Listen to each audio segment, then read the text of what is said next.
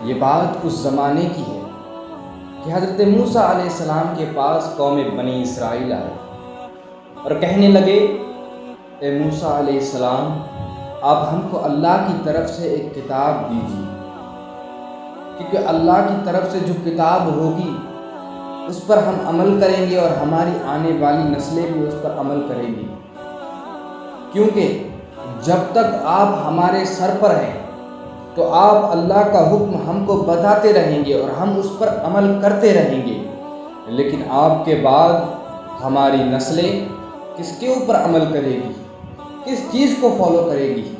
تو آپ ہم کو اللہ کی طرف سے ایک کتاب لا کر دیجیے۔ حضرت موسیٰ علیہ السلام نے فرمایا کہ اے بنی اسرائیلیوں، یہ بات واضح ہے کہ جب تک ہم پر کوئی قانون نہیں ہوتا تو ہم آزاد ہوتے ہیں، لیکن جب تک ہم پر کوئی قانون لگ جائے اس کے بعد اگر ہم خلاف قانون کوئی کام کریں گے تو ہم کو گناہ ہوگا، اس کی سزا ہوگی۔ تو موسیٰ علیہ السلام نے فرمایا، اے بنی اسرائیلیوں، کتاب کا مطالبہ تو کر رہے ہو لیکن اس کتاب پر عمل کر پاؤ گے؟ کیا اس کتاب کی ہر بات، ہر حکم کو مانو گے؟ بنی اسرائیل کہنے لگے، جی موسیٰ علیہ السلام، آپ ہم کو وہ کتاب لا کر دیجیے۔ اس کے بعد حضرت موسیٰ علیہ السلام نے حضرت ہارون علیہ السلام کو اپنا نائب بنا کر قوم میں رکھا اور آپ کوہ طور پر چلے گئے۔ کوہ طور پر اللہ تبارک و تعالیٰ سے ہم کلامی کی، کیونکہ حضرت موسیٰ علیہ السلام وہ نبی ہے، یعنی اللہ نے آپ کو کلیم اللہ کا لقب دیا ہے، یعنی اللہ سے کلام کرنے والے۔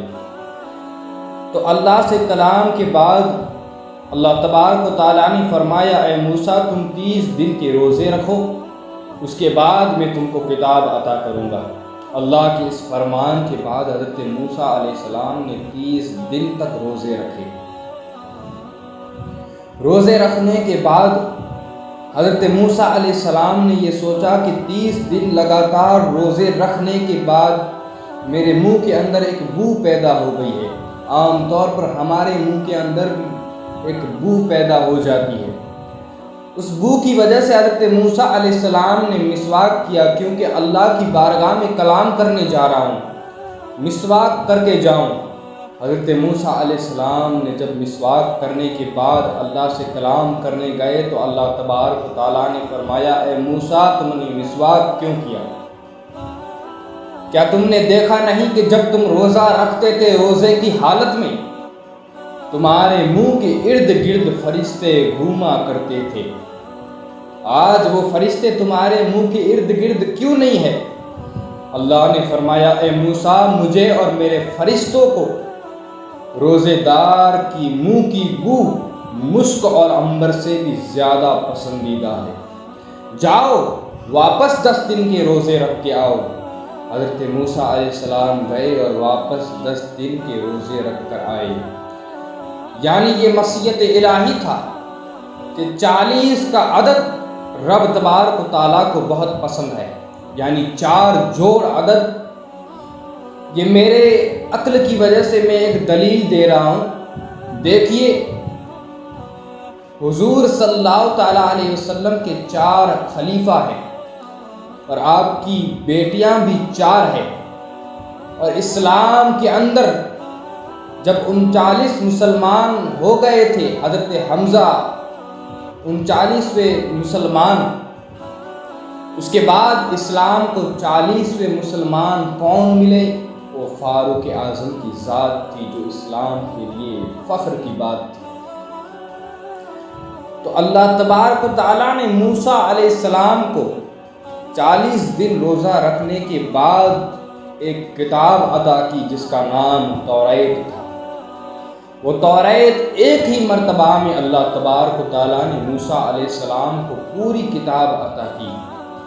روایتوں میں آتا ہے کہ توریت کے تمام صحیفوں کے اندر 1000 سورتیں تھیں اور ہر سورت کے اندر 1000 آیتیں تھیں۔ تو موسیٰ علیہ السلام وہ کتاب اپنی قوم کو پیش کر دی اور کہنے لگے کہ یہ اللہ کی کتاب ہے اور اس پر عمل کرنا ہوگا، اور اگر تم نے عمل نہیں کیا، اس کے حکم کے خلاف کوئی کام کیا تو اللہ کی طرف سے تم پر عذاب آ جائے گا۔ اور کہا، اور موسیٰ علیہ السلام نے فرمایا کہ دیکھو،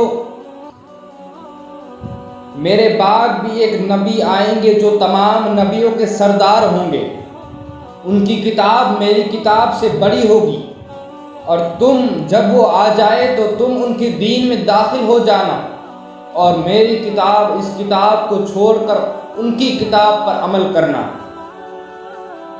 تو آج تک پہلے ایک بات بتا دوں، نبی اور رسول میں فرق کیا ہوتا ہے۔ نبی اس کو کہتے ہیں جس کے اوپر کوئی کتاب نازل نہیں ہوتی، اور رسول اس کو کہتے ہیں جس کے اوپر اللہ کی طرف سے ایک کتاب نازل ہوتی ہے۔ نبی کے لیے کیا ہوتا ہے، اس کے اوپر جو کتاب نہیں ہے تو وہ اس کے آگے والے رسول کی کتاب کو فالو کرے، اس پر عمل کرے اور اپنی قوم کو بھی عمل کروائے۔